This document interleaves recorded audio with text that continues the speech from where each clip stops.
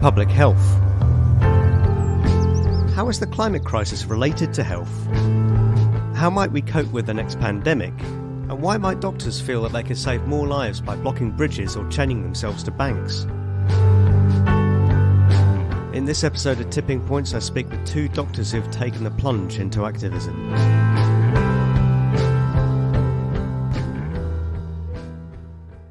A quick note, there is an extra 10 minutes at the end where one of the doctors was able to stay on for a few more questions. Also, Patrick's microphone is quite difficult to hear, so I suggest wearing headphones for this one. I have with me Dr. Shauna Golden, who trained to become a medical doctor in Ireland and then worked in Australia from 2019 to 2021. She's now doing a master's in global health that focuses on health in climate change policy. And now having moved to Scotland, where she has registered for a medical practice in A&E, she's joined Doctors for Extinction Rebellion. We also have Dr. Patrick Hart, who's been a GP in Bristol for 3 years, and as a member of Doctors for XR, he was one of about 60 doctors, nurses, and other health professionals taking part in a protest to target the financial institutions that underpin the climate crisis, where he was arrested for supergluing his hands to a concrete planter outside the bank JP Morgan and their headquarters in Canary Wharf in London. Welcome to you both. Thanks for having us. Yeah. Shauna, what was your motivation to become a medical doctor initially, and has that changed over time? I wanted to become an emergency medical doctor because areas of aid work or helping people from disadvantaged areas got quite complicated by politics and trying to deal with bigger factors. In my 17-year-old wisdom, I thought that having a skill set that a medical training or being a doctor would provide would allow me something very concrete to offer to people. I think over time, unfortunately, everyone has to grow up and you realise that the impact we make as doctors is very limited compared to the broader social factors and obviously in particular climate change. So that's led to me moving more into activism and policy because I think the threats that we face in those areas, climate change being the great multiplier, but also huge structural inequalities, huge corporate power over people's health, really will limit the potential impact for good that doctors have on an individual level. The more you've learnt during this master's course, has that helped to strengthen your resolve? Yeah, I suppose what the master's did was it gave clarity and structure to my own thoughts on the matter. Something's not right, or something seems unfair, or the world seems to be getting worse. And, the master's offers a standardized framework, such as climate change, but also the very clear role that corporations have and corporate greed has in driving climate change. So it really just gave me a nice way of joining up the dots and approaching the problem. And I think a lot of people join Extinction Rebellion for similar reasons, that you feel like, oh, this is not right. And it kind of gives you, the master's just gives me a different framework to work through. Do you think that master's is going to help in your career in shifting towards a more kind of policy-driven area of medicine? Yeah, I think so. Yeah, I think in our medical training, we don't get encouraged very much to think of the broader determinants of health. I mean, I think we had one module in my training on public health, which is where kind of all the policy stuff comes into. So Richard Holden, who heads up the Lancet, famously talked about climate change being the greatest threat to health, and then repeated again, I think 5 years later, where they then framed it as the greatest opportunity for health. Richard Holden said, we as doctors actually have a duty to get involved in activism. So while I think the master's helps my shift into policy, I do subscribe to a lot of the beliefs in Extinction Rebellion that unfortunately the current structures that policy passes through, that research and science passes through, that determines everything else, are proving not fit for purpose. So I don't know how much I'm going to be able to achieve in the policy realm. I think maybe it'll just give me a better understanding of policy to get involved in the more activism side of it. I'd love to say that I could go into now health policy, ideally not under the Tories, but under a different government, and really shape positive change. Patrick, could you tell us about your motivation to become a medical doctor and if that has changed over time? Yeah, sure. I want to say first how much I identified with what you were saying, Shauna. What I wrote on my application to medical school was along the lines of the cliche of I like science and I like people. few years into practice, I was reflecting on what actually shaped my decisions, and I finally dawned on me what my subconscious was doing. Partly, I was a very uncertain kid. I felt overwhelmed by the world and I couldn't make sense of anything much. And the doctors that I came across, or the ones I saw on TV, just seemed to really know what was going on. It just seemed to be the kind of job that made you confident. And in some ways it did kind of come true. And then also I had quite a lot of illness in the family, which was genuinely just random chance, and medical science was the solution. And I saw it happen. Exactly as Shauna was saying, I went through the same transition of thinking, if I really want to make people healthy, this isn't the best way to do it. Healthcare is a tiny fraction of health. I've gravitated more and more towards this concept of planetary health, because when you dig down, that's the fundamental cornerstone of what it means to be healthy, is to have healthy planetary systems. Built on top of that, all the other aspects of society and economies and equity and everything else. And then right on the top, somewhere like a little extra cherry on the cake, you've got healthcare. I remember you saying you felt that you could save more people by being an activist than a GP. Is that something you still feel? Yeah, I mean, I have no data for that, but it's probably a fairly reliable intuition. I was reading up on a case of Australian doctors who in the 70s formed an activist group refacing tobacco advertising billboards with public health messaging. About 30 of them were arrested and convicted of criminal damage. And in the end, the laws were changed. And now Australia has some of the best tobacco legislation in the world. One of them said, I think I saved more lives with a spray can than I ever did with a scalpel. Absolutely spoke to me. At this stage, that's how it feels to me. Speaking about Australia, Shauna, you were there for a couple of years from 2019 to 21, and you must have seen a lot during that time. The pandemic and the 2020 bushfires that killed reportedly 3 billion animals. How did that experience affect you? And could you also explain briefly the connection between pandemics and climate and ecological emergency? It was the first time I linked in with professional groups for the environment who provided a really cool approach for using health as a way to put pressure on governments. One of the studies showed that climate change led to increased premature births, or the amount of years lost in life due to poor air quality. This was actually before the very bad bushfires happened. Australia, it's the second largest exporter of coal in the world. They have one of the highest per capita emissions of CO2 in the world. Their air quality regulations are far lower than that of their European or UK counterparts. And then did a lot of kind of public speaking events surrounding the intersection of climate and health and trying to map it to my audiences. And then I worked in women's health and tried. The two interesting things before the bushfires is medical doctors do like to stay focused on medicine unless it's something they can change in their immediate practice.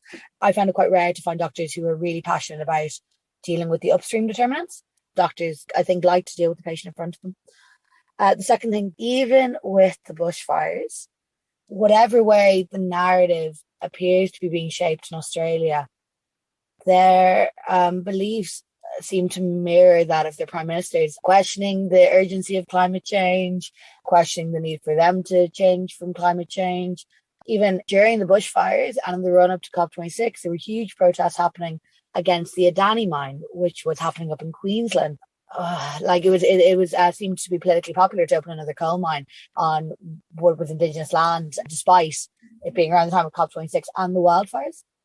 I do think that the wildfires changed the rhetoric over an understanding of climate change, but their current Prime Minister has no interest in engaging it and would like to keep a predominantly coal-focused economy. I thought, that was really troubling. Some parts of that when I was there, you're kind of like, are you serious? Like, coal, really? Like, I mean, at least sign up to the party line of saying that you're interested in gas. I mean, at least that would be less 1980s. And then the second question is the implications between pandemics and climate. Pandemics, they're not natural disasters. We often frame something as being a natural disease. That framing is inaccurate for a couple of reasons. Firstly, in terms of the actual spread of disease, increasing encroachment on the habitats of animals we share the planet with, both through the actual deforestation and erosion of their habitats, but also the climate shifting, making their habitats unstable, means that there is a spillover of zoonotic diseases, but it's that spillover from the invasion and erosion that lets it kind of leap from one species to another. The second thing is that in terms of how we experience the pandemic, that is also inherently unnatural.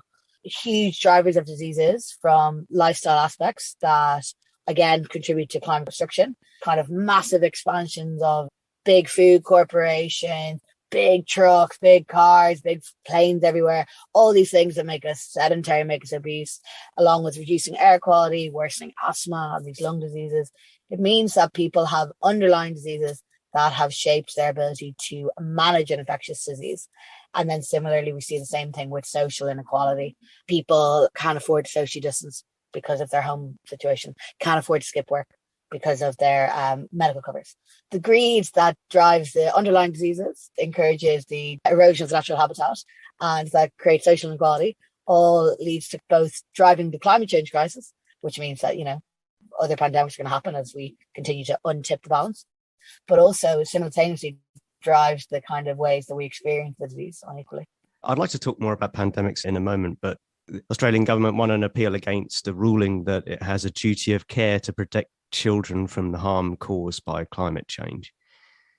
Now, I can't imagine how the environment minister could stand up and say that, but there seems to be a real disconnect between what's happening on the ground in Australia and what's happening in their government. Yeah, I saw that.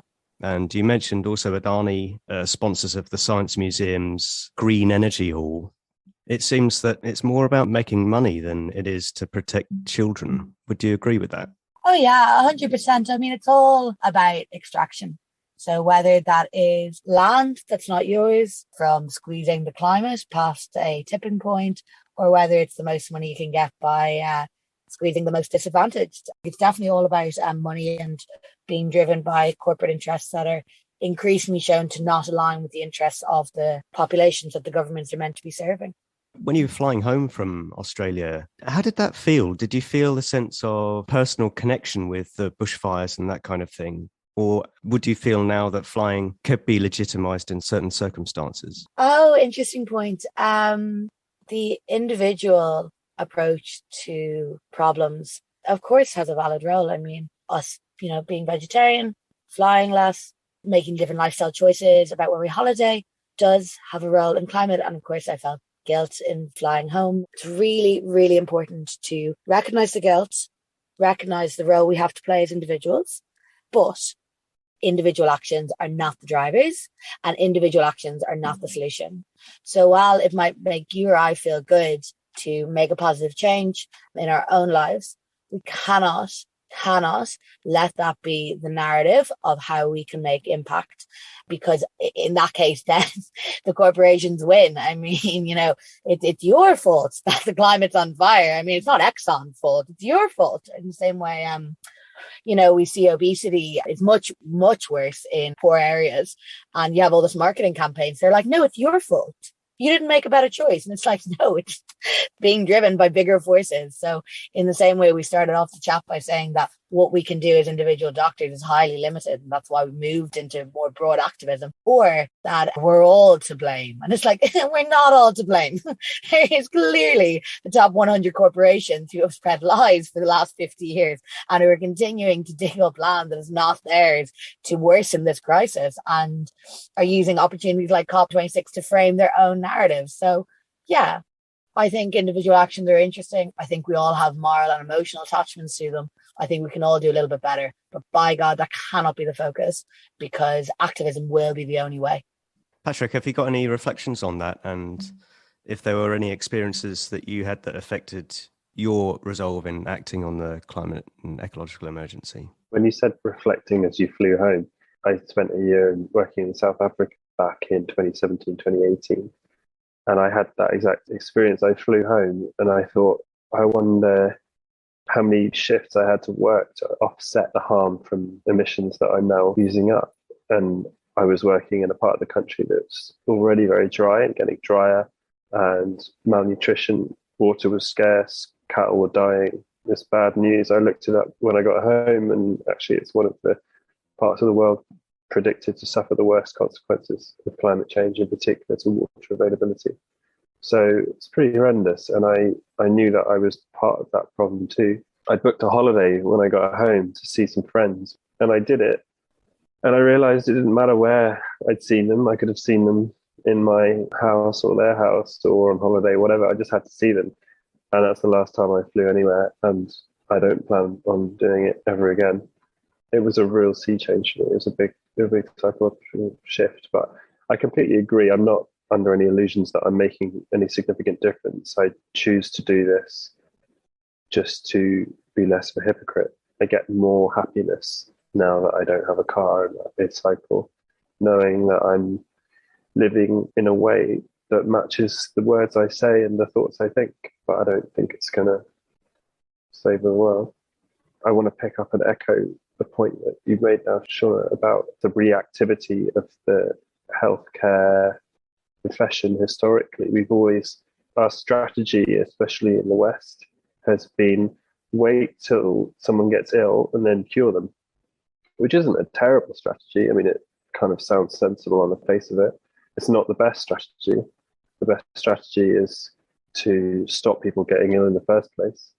It's more effective, more cost effective. There's a whole bunch less suffering involved. It's just you don't ever see an outcome because it's a problem prevented. You never know that it was a problem in the first place. I had it too, where it feels good to cure someone. In my line of work, it doesn't often happen, to be honest, but when it does, it feels great. It's just the wrong way to do it. Emotionally, it kind of makes sense. And I went on a course.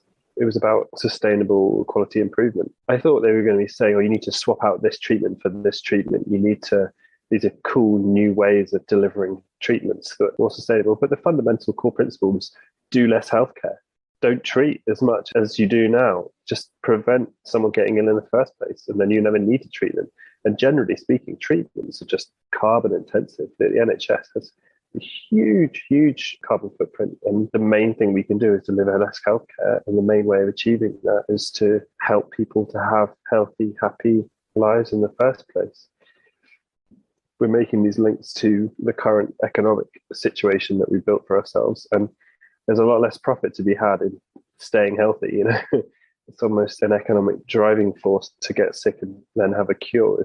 It's kind of free to take exercise and breathe clean air. It's hard to monetize that stuff. So a sugar tax, say, so that we're not consuming as many sugary drinks that make us ill, is something that politicians are expected to do and very often fail to do because there are extremely strong incentives working in the opposite direction, unfortunately. Smoking is a great example. The data shows that the majority of reduction in smoking hasn't been because people have been blamed for being a bad person because they smoke. The majority of the reduction in smoking has been because cigarettes have been taxed and advertising has been prevented. And then those who do smoke have been treated as if they have a problem where they need help, and then they're offered help and support. Blaming an individual for lacking self-control as a smoker is a really, really bad way of improving their health. It just doesn't work. We need to start applying that logic to a lot of other health issues that are related to the way we live.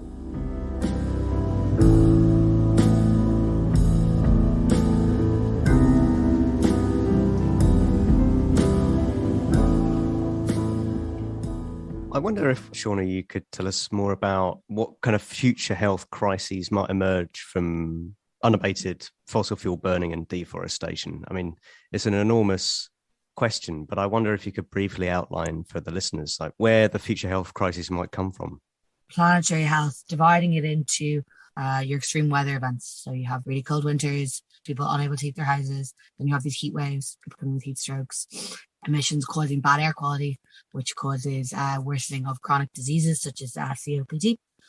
Melbourne did a really interesting study about the impact on the air quality and the lengthening allergy season. Pollen season is getting longer and denser. So you're like, we're safe here, not a big deal. But the contribution this has to an emergency presentation known as thunderstorm asthma is shown to greatly increase. And this is a life-threatening condition. Then we think more broadly about in terms of just what our extractive economy is doing. Overfishing, overharvesting, our food sources being created by these huge industrial farming techniques that don't respect the natural cycles of the environment. We are going to face, as identified already, food crises. We haven't felt them here in the West because when things like a grain shortage in Pakistan means the price of flour shoots up, they just absorb it. But this idea of just a relentlessly functioning supply chain system in an increasingly dependent, globalized world, when small environmental changes can completely affect a harvest, is something that we are going to feel in our lifetime. This is also coupled by the fact that extreme weather events mean that when plants were dependent on X amount of rainfall in the year and instead get 2 days of extreme flooding and then no rain for the rest of the season, I mean, it doesn't take a gardener to tell you that doesn't work for plants. So we have threatening water and food supply, direct impacts of climate itself. The third big one is climate migration. The Pentagon have identified climate as the greatest kind of risk multiplier. So whether it's poverty from a lack of farming or land no longer being suitable to live on, or economies that are affected because they were dependent on a functioning climate, we know already that directly contribute to migration. There's another one which the Lancet Countdown talks about. It never occurred to me, which is health infrastructure. Simple things like if you want to vaccinate people, you need a cold chain. How do you maintain a cold chain in a heat wave in a country without much infrastructure? And another example, when I was working in South Africa, I used to drive a 4x4 out to remote satellite clinics in villages, but sometimes amidst all the drought, we'd have some flash flooding and I'd have to kind of test the depth of the water with a stick to see if I could make it through. And if you're having these kinds of extreme events, infrastructure just starts to fail, and health infrastructure is complex, but it's vulnerable. Vectors of disease, there's so many ways in which one bad news story after another, basically. Yeah, it's a really cool point about the infrastructure. I suppose it kind of ties into the whole like infrastructure as a whole as well. Like to provide healthcare, but also like you don't need a medical degree to say that if someone's house is underwater or they've had a tornado, that it's going to be bad for their health. I think that was excessive waste of our training if we needed that degree. Like. Exactly. You're not going to be able to get to them, they're not going to be able to get to you. They're going to be fending for themselves and dealing with all the extra disease that flooding and loss of freshwater systems produces. And we should include mental health tolls related to climate change and environmental collapse. So, if your country and your culture disappears underwater, or your house is torched from a wildfire, or you're having to migrate from water shortages or extreme heat, the toll on your mental health could be intolerable. If your sense of identity and community disappear, then you'll be in a very vulnerable mental state. And transitioning from progress to accepting decline. For the last 50 years, people, especially in the West, have had this notion that every year will improve, healthcare will improve, our incomes will improve, house prices will, well, for people who own houses, the house prices will increase. You've got this kind of idea of progress, but then we've passed that, I think. We're now in a more of a declining phase. And people in the West transitioning from those two different schools of thought, especially people who are just like 18 now, thinking, great, now I've got this world which is very, very different to what my parents' world was like. And Patrick, you mentioned the Lancet Countdown of 2021 gave a code red for health. Could you describe what the Lancet Countdown is and why it's important? Yes, I think it's been going since 2015, 16 kind of time. It was recognized in health communities that global heating was a major factor in health and that nobody was really addressing this. Increasingly, people were starting to publish on the idea, but no one was taking an overview. So the Lancet, who have been pretty much at the forefront throughout with climate and health, started publishing this review, which is, I suppose it's like an IPCC report for health, a group of authors who review all the evidence and collate everything. And they've got increasingly sophisticated over the years. I think I started reading it in 2018 when I got back to the UK and this started to take over my thoughts and my life. And I'll be completely honest, I've stopped reading it because I've found it to be too awful and I now know what I'm doing and don't need any more persuading. So I've not read the 2021.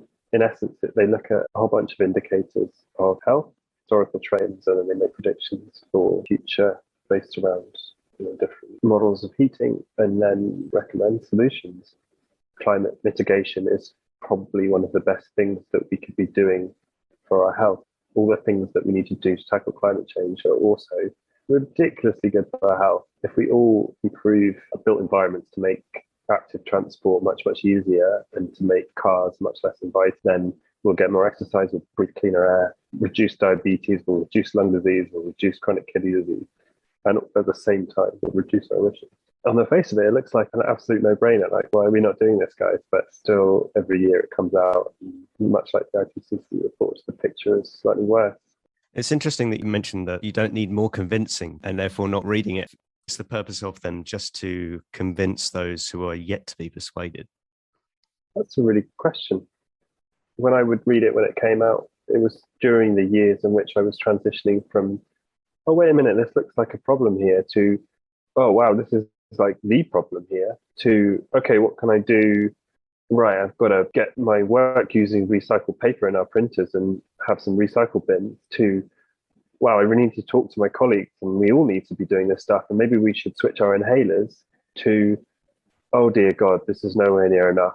What is my career to me if by the end of my career we're living on a charred wreck of a planet?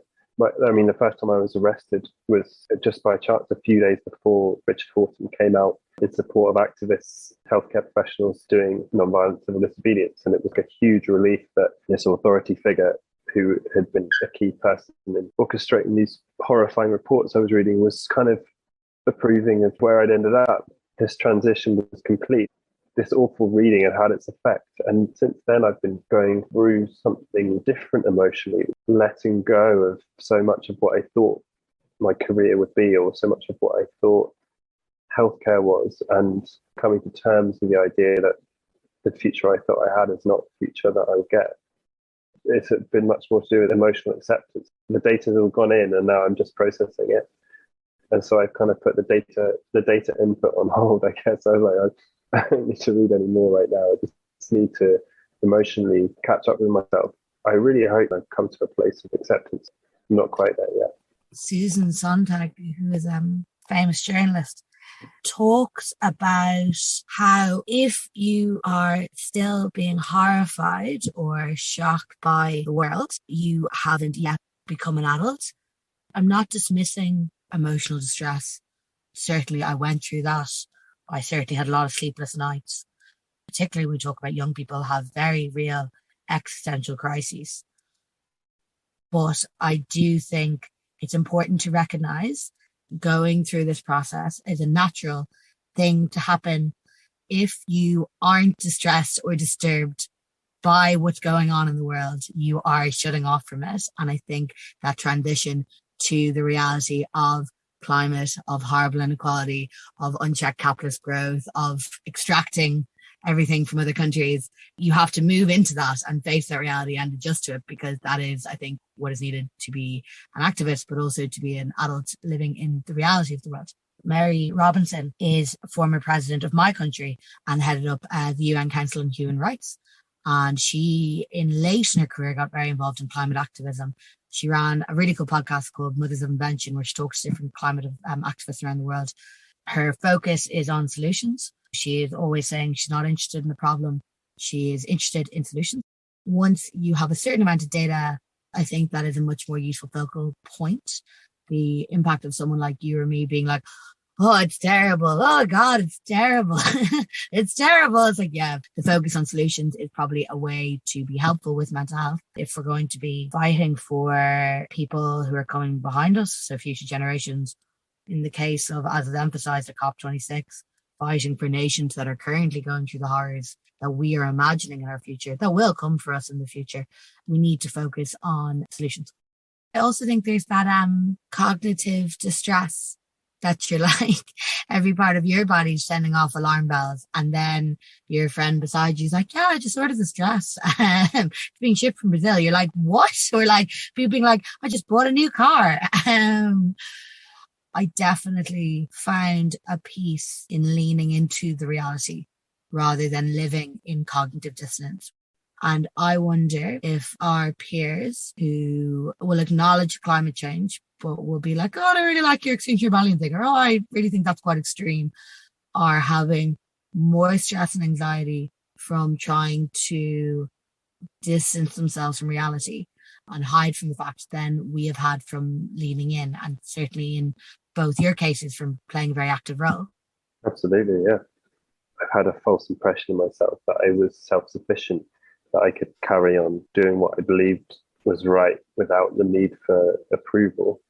But that was an ego thing, and actually I do need it. And we're all social animals, and when you're going around repeatedly saying and doing and thinking a thing and getting nothing back, and everyone around you is giving you signals that maybe you're a bit nuts, finding a group of people where you feel normal and able to be yourself is the breath of fresh air. And I don't know what you'll make of this, but I'm a white guy living in the West. And I didn't realize how I was so used to being in the right and in the majority all the time. And everything I did and said, generally, I'd get feedback of, yeah, that sounds good, have some approval.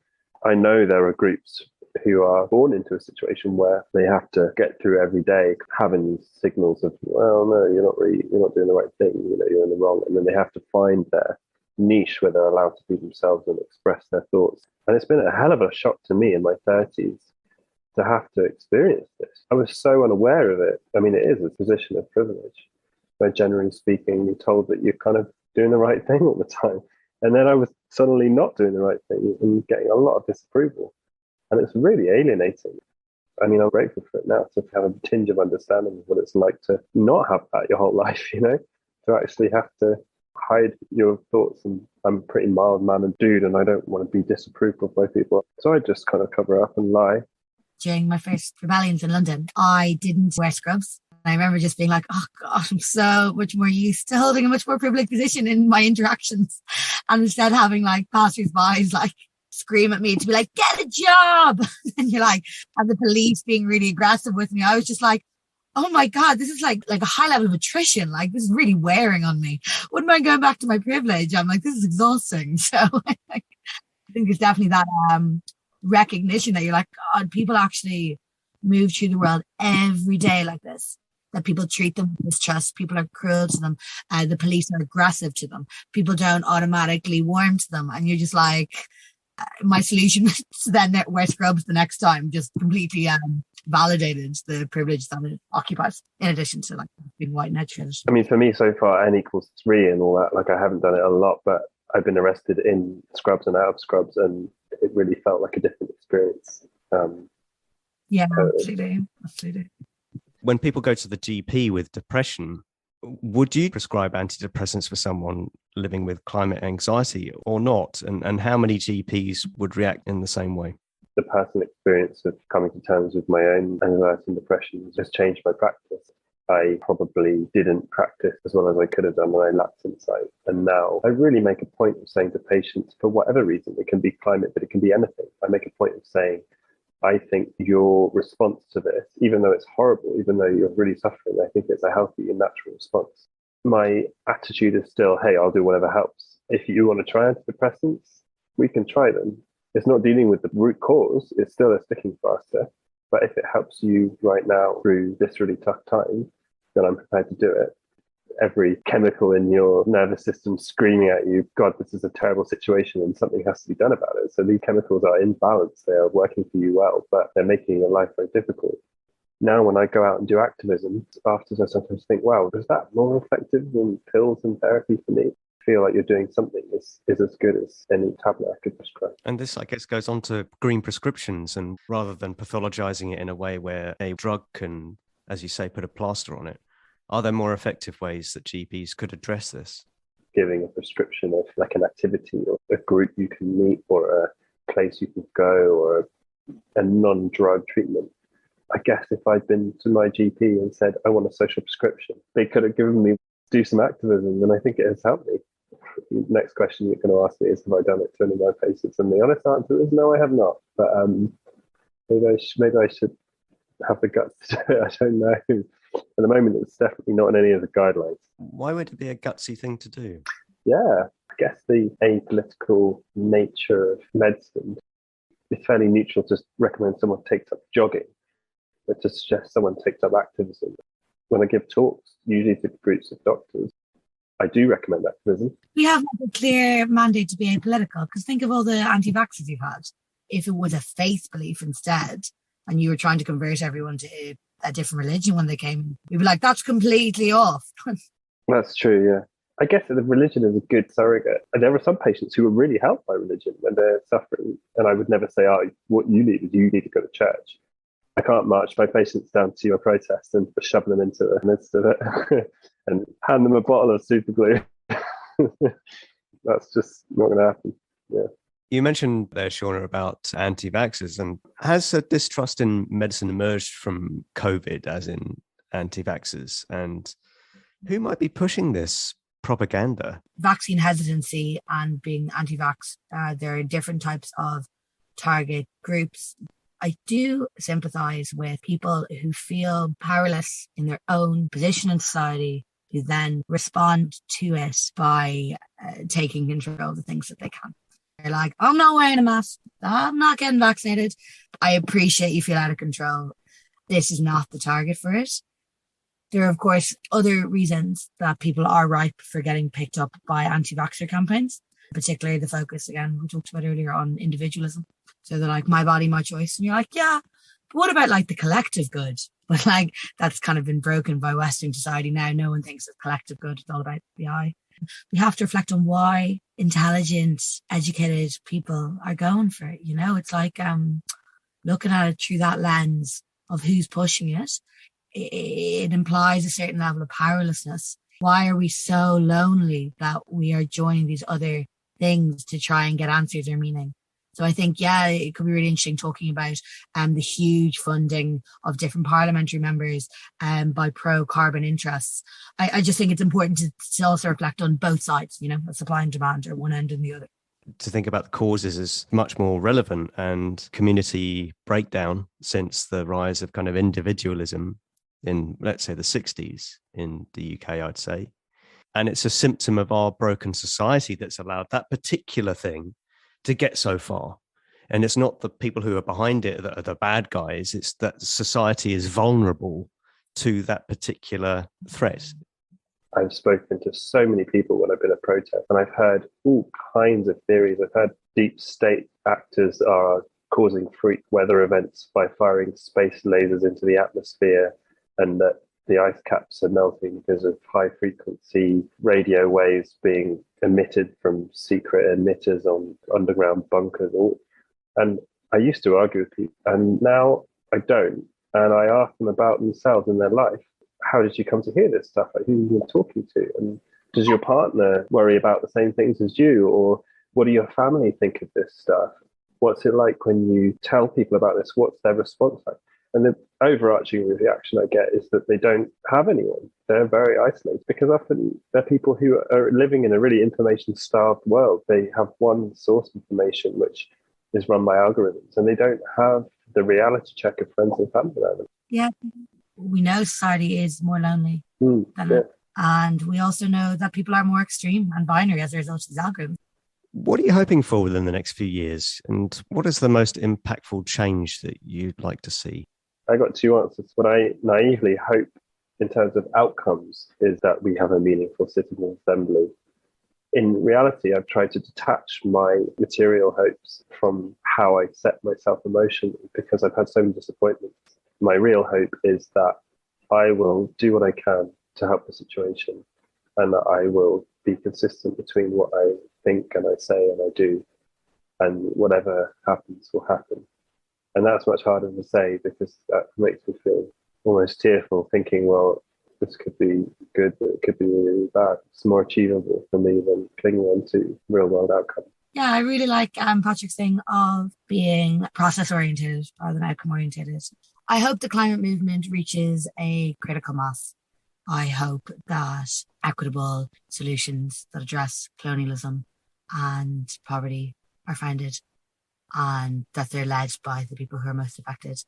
I hope, the people's climate movement is, I suppose, what inspires me, and I hope that gets realised in my lifetime. The main theme, I think, of the protest in the rebellion in April is about having 3% as a kind of a social tipping point of people And that's what you meant by a critical mass, I guess.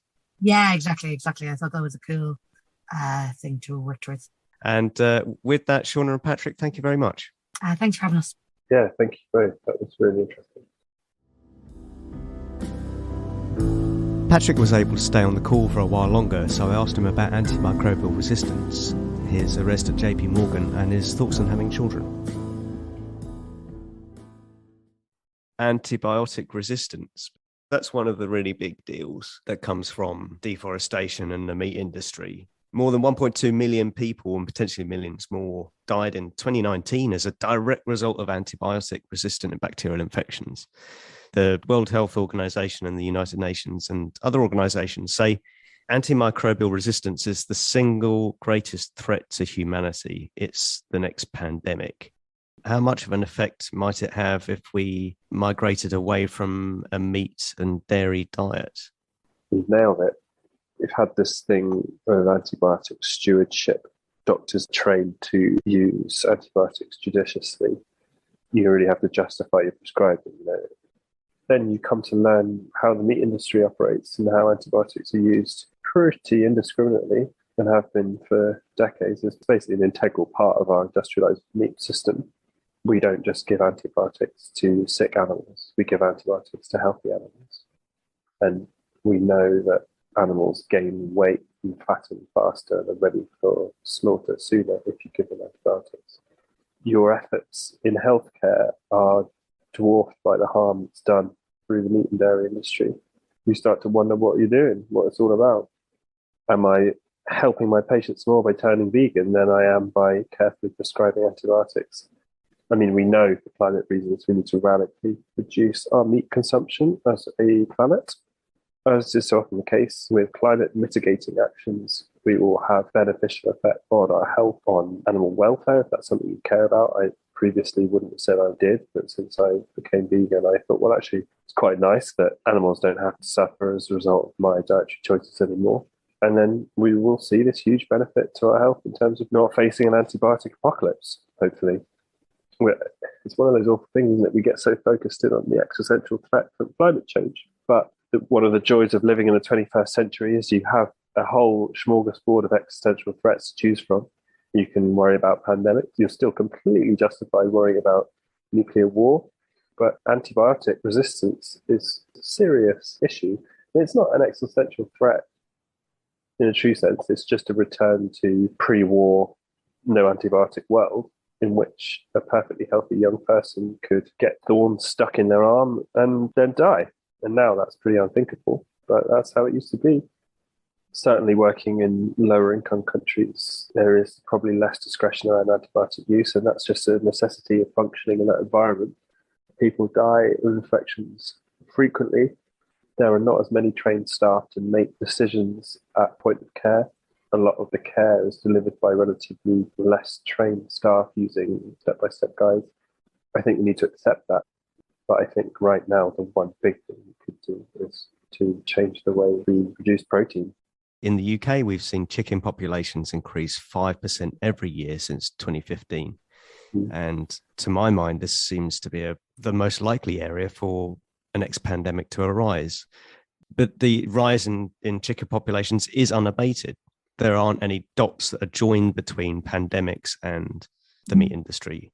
I would say that it's fairly certain that we'll see another pandemic, but I don't see geopolitically, that we did a very good job at all this time round.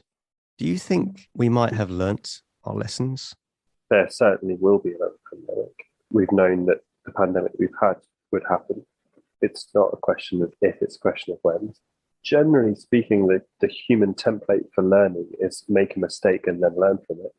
We're not terribly good at preempting our mistakes and avoiding them. That's the cruel nature of the climate crisis.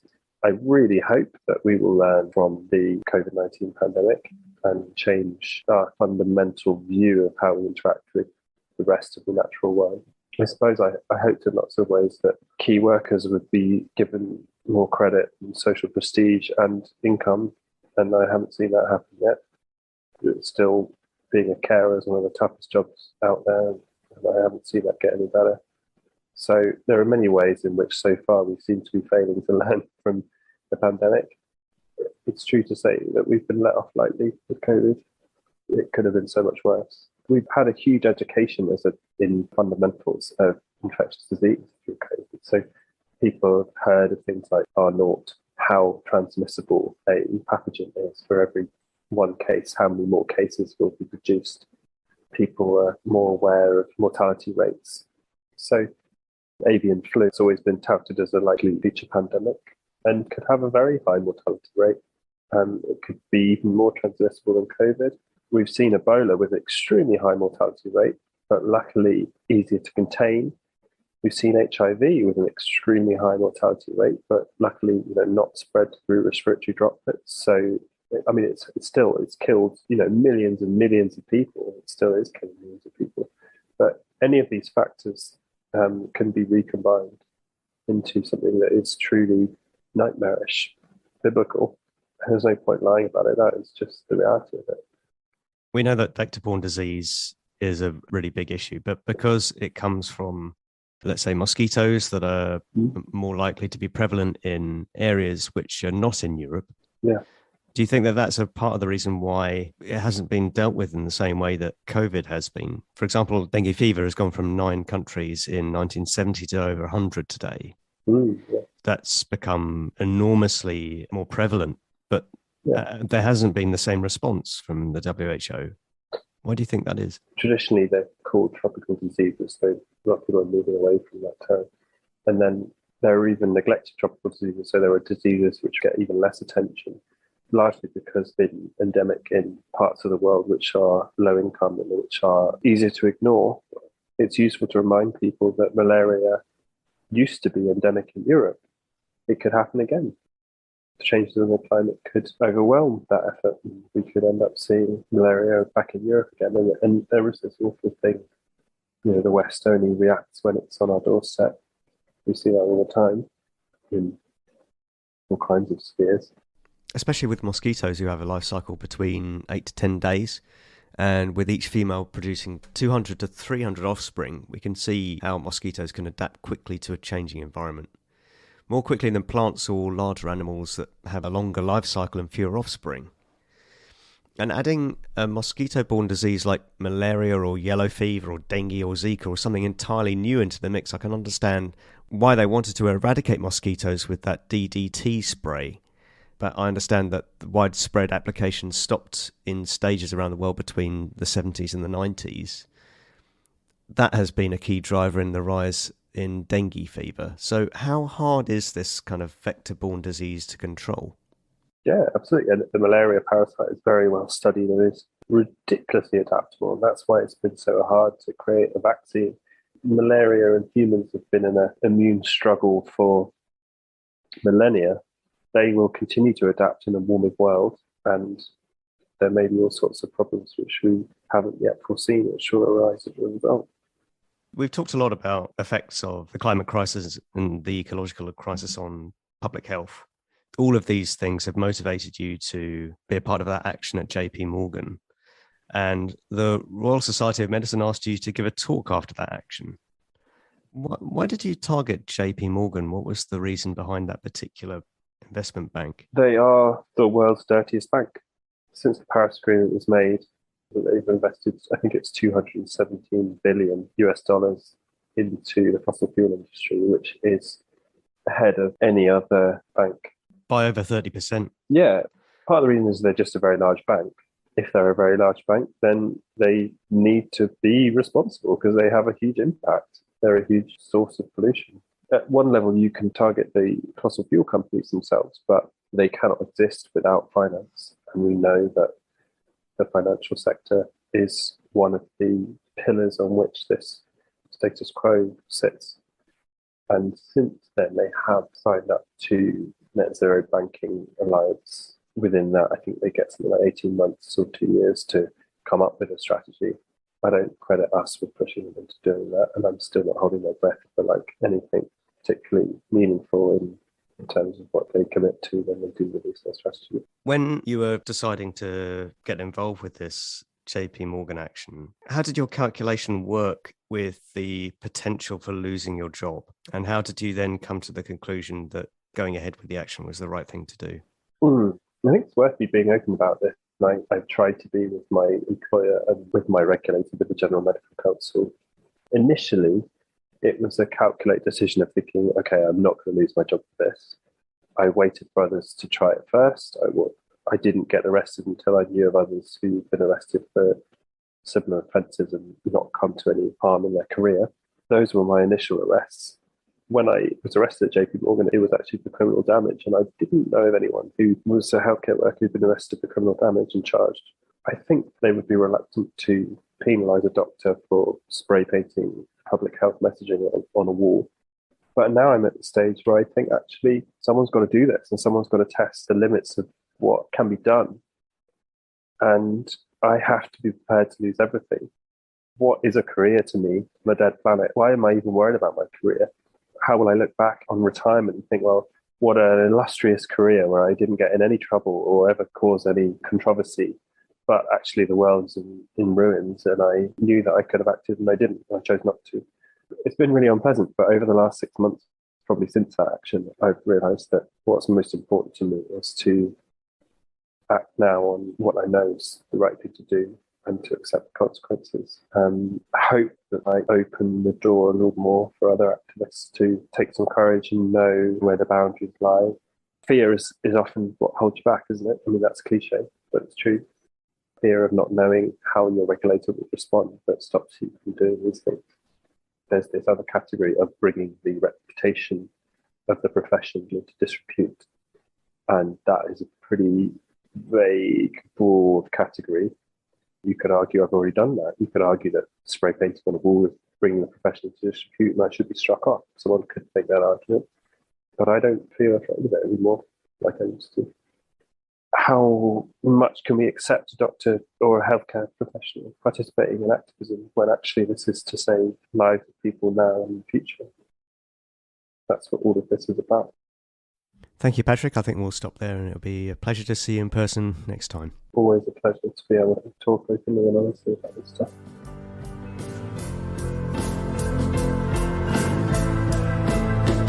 Music from Climate by Eric Ian Walker. Commissioned by the Climate Music Project, we communicate the sense of urgency of the climate and ecological crises through the emotional power of music.